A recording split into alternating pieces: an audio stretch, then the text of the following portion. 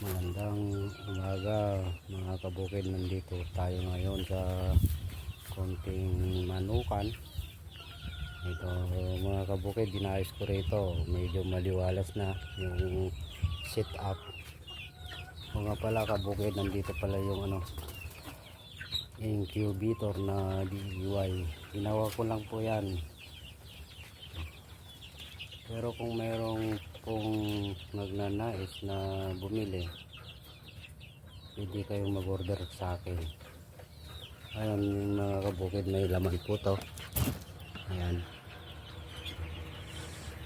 ito po, malapit na mabapisa.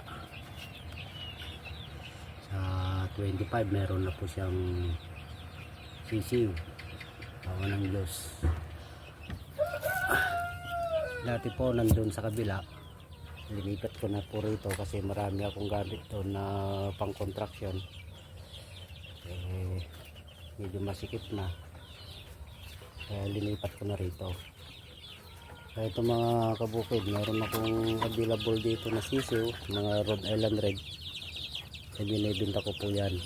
Kung sino man pong may gusto na bumili, mag-PM na lang po sa Facebook account ko. Ayan, malulusog po yan, malalakas, maliliksim ha. Ayan po, bale 14 sila. At ito naman yung mga 3 months old na Rhode Island Red. Makukulit yung mga ito.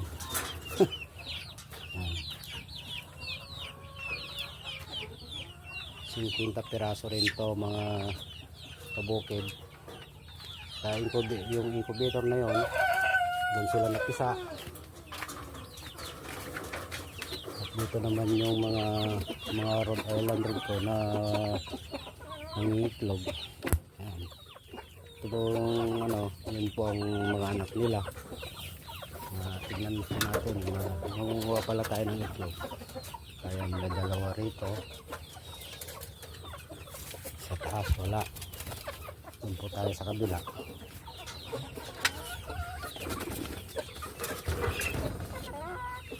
Ayan kabukid, ginawa ko itong set up na to para medyo maliwalas. Ay, meron pala punin po natin yung yung lalagyanan. Kinulong ko na po sila dahil katatapos ko yung nagpakain. Hapon na. Ito yung ating lalagyanan. Yan, lactom ang ating lalagyanan ng itlog. Kukunin ko na natin para ilagay natin sa na lugar para hindi na sila maalog-alog kung halimbawa hindi sila ulit. Dalawa.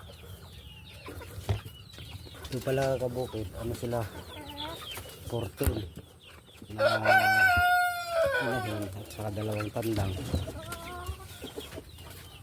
Bali nakakakuha na rin ako ng itlog nila. Minsan 6, 5. Hindi naman po sila sabay-sabay mga itlog kasi kagagaling lang nila sa yun, 3. Meron tayong nakuhang 6 na piraso. Sa kabila 2. 6 po. Ito yung mga meron akong decal white, decal brown, saka 2 black astolot. Yan, Rhode Island Red na yan lahat. Pagsisikapan ko pong makapag-produce ng black astolot na nakabreed po dun sa Rhode Island. Ayan yung tandang.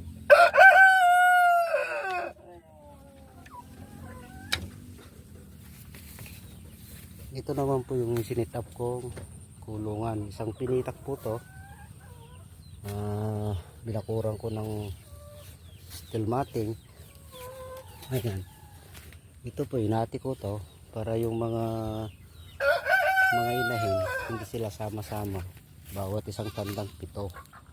Ayan, dyan sila ito naman sa kabila. Ito naman yung kabila. Tapos dun naman sa kabila po yung mga 3 months old na po yun. Pinapakawalan ko pagka umaga. Pagka ganito pong hapon, kinukulong ko na po sila kasi mas maganda po yung pagkakain, hindi na sila gagala para hindi sila kumbaga hindi na sila ma-exercise para mas mabilis silang lumaki. Kun lang po yun, saka sa experience ko po lang yun, dahil ako po'y baguhan lang na magmamanaw kasi nainganyo ako sa mga nakikita ko.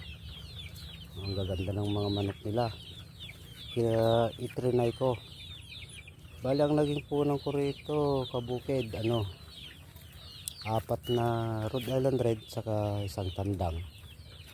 Ayan, na nung una kong papisa sa incubator, halos naubos. Yun lang po ang natira, yung 7 na yon. Yung magkakapatid po yun eh. Ito po mga kabukid, tignan natin ulit, balikan natin. Eto, yan ang natira, yung una kong papisa noon. Kasi wala pa naman akong medyo kaalaman. Ayan. Pero ngayon po medyo natututo na rin. Kaya itong mga napisa na to walang halos meron po yatang 3 morality yata na matay. Ayan, pero sila malilikso. Ayan, ilalagay po natin yung itlog nila dun sa lagaay natin kasi nilalagay ko sa isang tray. Pero ito naman mga kabukid, hindi naman lahat iniipon ko kasi eto na, may 3 na rito eh. Ayan, ngayon nang ilalagay po natin yung 4 lang muna kasi yung 2 pang ulam. Yan po ang kagandahan sa may alaga,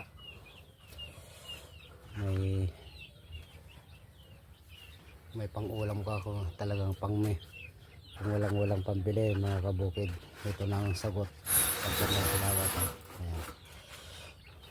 Ayan. Mayroon na tayong 7. Ayan. Ito namang kabukid, ilalagay natin sa loob pang ulam, yung 2. Kasi ito mga kabukid, unang iklog pa lang yung 7 na yon, yung magkakapatid, kaya maliliit, kaya hindi pwedeng ilagay sa incubator. Ayan. Ito kasi mga kabukid matataba kasi halos pangalawang beses na silang mangiklog. Ayan. Pero yung mga nasa incubator, mga kabukid, ano na yun, talagang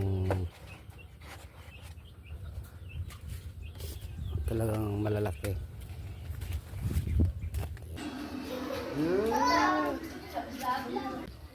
Mga kabukid, iba yung pang-ulam, iba yung talagang ilinalagay sa incubator kasi hindi naman lahat ng mga iklog maganda yung hugis. Kailangan pipiliin din mga kabukid yung dapat nila ikarga dito sa incubator. Ayan na, maglilinis na lang dito mga kabukid kasi dati dito, ito nandito yan, ito naman nandun, yung medyo maiksi na yon dito sa gitna. Kaya ginawa ko, linabas ko na itong isa para mas maliwalas. Ayan mga kabukid, hindi pa ako nakawalis.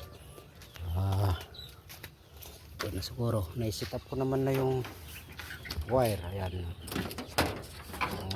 halimbawa mag-isa yung nasa ilingin nating itlog sa incubator, eh ready na po sila. Ready na tayong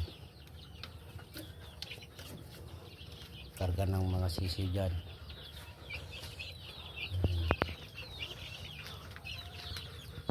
Ito mga kabukid, ano yan, benta rin yan kung may gustong bumili. Mag PM na lang kayo sa aking Facebook.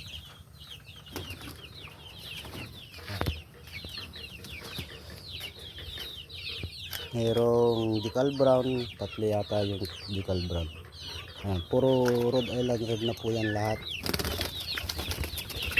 Ayun o, nagtataka po ako, mayroong isang bulik na nahalo. Ewan ko po kung anong nangyari dyan. Karamihan dito mga kabukid, mga babae. PM lang kayo mga kabukid kung mayroong gustong mag-alaga rin ng ganito. Maganda. Tanggal stress din pagka minsan pagka pinapakain mo at sumasalubong sila, parang yung pakiramdam. Ito po yung isang pinitak. Ayan, mga steel matting po yan, tapos pinababawan ko ng ring net. Bumila ko po ako sa Shopee. Ayan na yung mga saging na tinanim ko, meron na silang lilim pagka pinakawalan. Dati mga kabukid, ito lang yung ginawa kong bahay nila. Pero nung medyo unti-unti dumadami, ayan, nag-extension ako ron, tapos extension din yon. Siguro mga kabukid, pagka may tuloy-tuloy po to, baka sa banda ron malalagyan pa natin. At subukan natin na mag-alaga ng ganitong mga manok mga kabukid, kasi ang kagandahan po rito, hindi naman sa puro feeds ang pinapakain, kailangan madiskarte ka rin. Yan, ubod ng saging, kangkong, ayan, daon ng ipil-ipil, yan po yung mga pinapakain dyan. Kasi mga kabukid, hanggang dito na lang muli. Pagka i-update ko kayo pagka napisan na yung ating linod sa incubator, bibigay po ako ng update kung ano ang kakalabasan ng sisiw. Nga pala mga kabukid, kung sinong gustong magpagawa ng incubator, DIY na incubator, PM lang kayo sa akin at gagawa tayo para sa inyong mga alaga. Mga kabukid, naliliksi nila, ang dami yung binigay kong pagkain, ubos. Pagka ganyan mga kabukid, yan, medyo unlimited pa, pero okay na yan kahit hindi na unlimited. Pag gabi ko na lang po yan iniilawan para makatipid din tayo sa kuryente. Sige kabukid, dito na lang muna.